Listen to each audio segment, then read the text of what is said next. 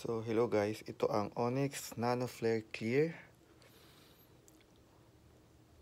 Ito yung pinapalitan namin ng string saka ng hand grip last time. So, ang gagawin natin ngayon ay i-close up look natin at sound check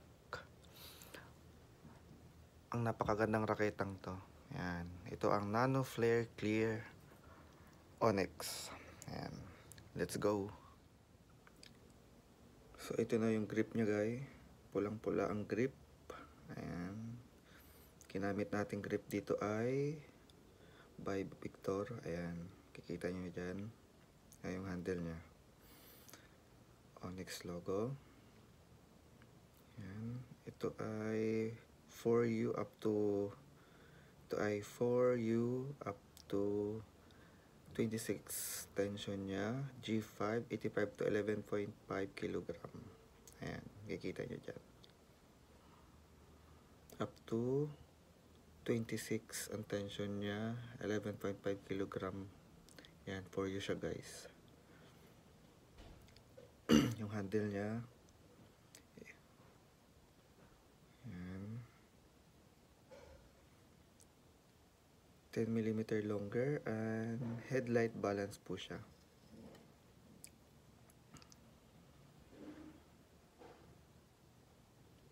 Other side naman.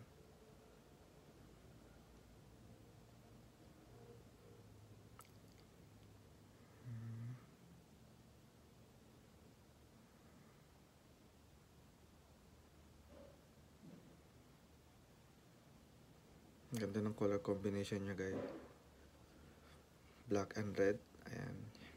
Dito na tayo sa frame. Ayan yung logo. Kabilang logo naman. Ayan. At pula naman pala yung nilagay naming string. Nilagay kong string pula para perfect combination siya. And it's Sonic First System. Ayan yung frame niya guys. Ganda. Ayan. Napakalinis. Mga 6 na buwan ko na atang ginagamit to. Mula nang bumalik ako dito sa Taiwan.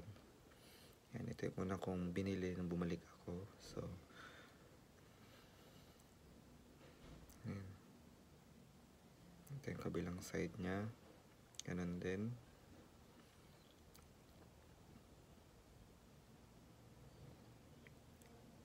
Isometric. Ayan. May nakalagay na isometric dyan.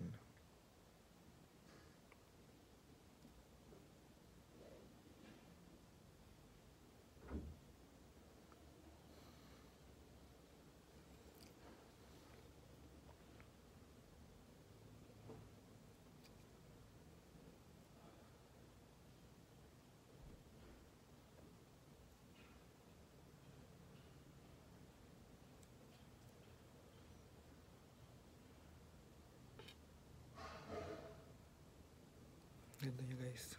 Ganda ng color combination niya. Black and red ang combination nito. Ayan, balik tayo sa handle para makita nyo ng buong-buo yung detalye niya.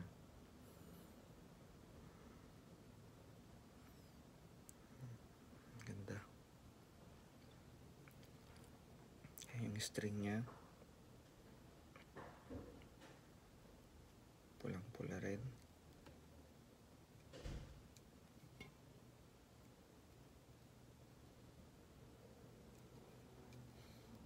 Ayan, sound check natin.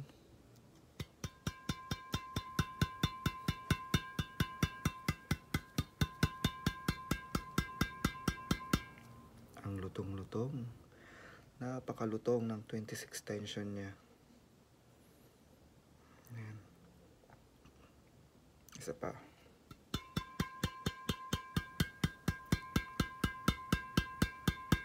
Yun. Diba? Ang ganda. Ang sarap ipalo guys.